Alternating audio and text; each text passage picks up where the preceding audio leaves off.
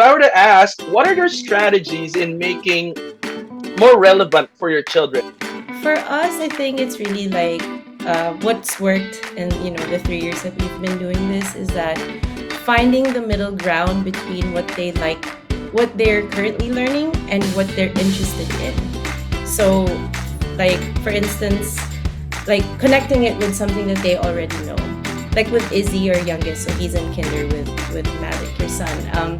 So they were learning about stories. They are still learning about stories right now, and they were tasked to do like a story for literacy, to create their own story. And they're 5, so it's like they can just like come up with anything. And he loves basketball, so we encourage him to. He was like, "Mom, can I add Kobe Bryant as a character in my Character. story?" Like, of course, why not? I mean, this is what he's interested in. So it's just like really making him understand, like, hey, I know Kobe Bryant. I can create a story about him where he's the main character. So yeah, it's just really finding that middle ground where it doesn't just seem like, okay, come up with a story like what Mommy Iya was saying earlier, like a chore, like oh, I have to do this task. It's something that is a natural thing that they come up with, because that's really what they're interested in already in the first place.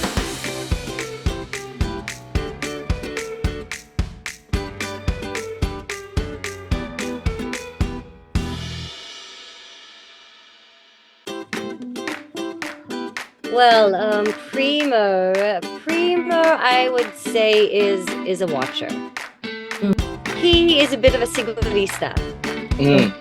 That's he wants to be sure, and he will do it if he's sure that he can. But what I love about his dynamic with his younger brother, who's Leon. Leon he's really brave. And I feel that because I kind of let him be, I was a little more loose with him as opposed to Primo. So I feel that he gained more confidence with how to use his body, because of course Primo, being the eldest, mas maalaga. Yeah. The first child. Always the first child. Always the first child. Right. Even though, try to push him to do things. So I guess I was pushing him a little faster than I should. With Leon, I let him move at his own pace, and with that, he also became more confident and more knowledgeable with how to use his body. And also, he's also more creative with how to use his body. And I love that because of how he is, Primo gains confidence from his brother. So Primo, who would normally just be the watcher, when he sees Leon trying something out, he's like, hey, if Leon, who's younger than me, can do that, I can do it too. Right. And so he'll do it. So I love it because, I mean, even without me having to do anything, that's already learning between the That's two. right. Right. That's me hands off. If I just see the dynamics between the two of them, I see what they do for each other. Right. That's right. So that's Leon. Leon, who's the guy that will jump head first, which he literally does. You see that on my Instagram. He's really good with his body.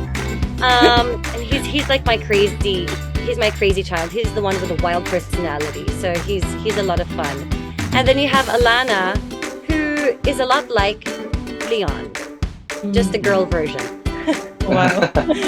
Yeah. So those are my kids.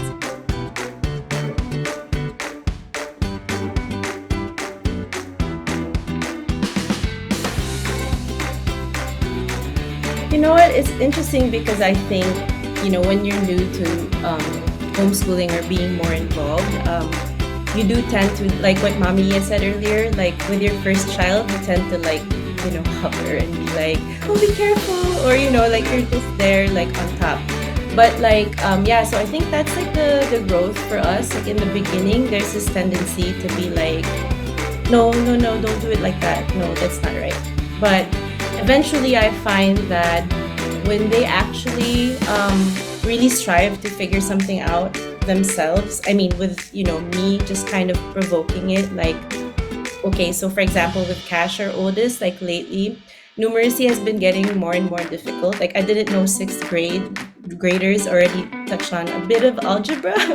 And I'm like, what? It's like, I don't even know if I'm the perfect person to help you with it, but we try. So he was asking me about something, and sometimes, especially when it already is like right there and you just want to like point it out, like, just it's here, just like basically almost like doing it for them. I think you lose sight of what, like, how he can get past the hump. So as much as possible, I really just try to like kind of nudge. So it's more like poking and taking a step back and letting him figure it out for himself. But with every child it's different too. Like, with Orion, I think when he gets very frustrated with something, it's almost like he shuts down. So like I encourage to distract him a bit and like, okay, take a step back, put this away, do something else. And then, okay, let me like help you out, and then I'll leave you again. So I think generally speaking, the style that we've adapted to is really allowing them to make the mistakes or kind of, figure it out somehow on their own and just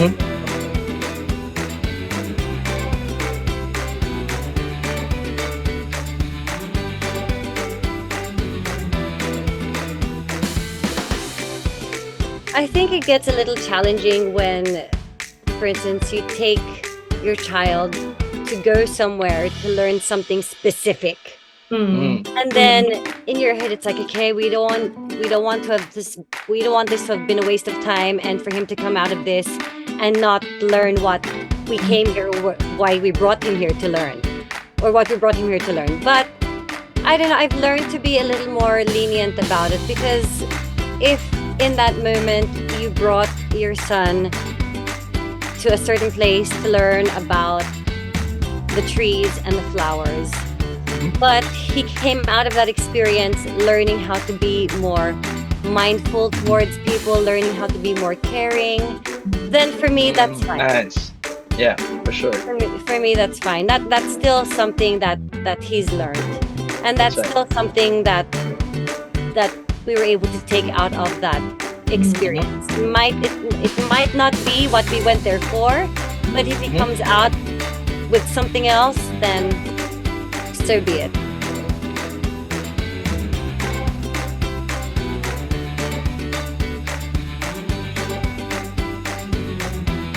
we, like in our generation, the parenting style of our parents might be kind of more consistent across the board, where it's like, these are my rules, you follow. I mean, every parent is different, but like at least in my experience, it was more because my grandparents raised me, so it was like very, like they're from that time. So it's like, do this, don't do this, or else, right? Yeah. And I think now in our day and age as parents, we're more exposed to different things that we know work better, and we understand that every child is different and respond to things differently. So I find that the question about being hard or too hard, I think it really is like, of course, the kids have to understand, like at least in our household, there are rules that they have to kind of abide by, but it's not like the law. It's more like there is a reason, a bigger purpose behind it. So the example of mommy about getting food from the refrigerator, but even if they were asked not to do it, but like rather than just like scolding them for that, which if you feel like it's necessary, it's on you as the parent.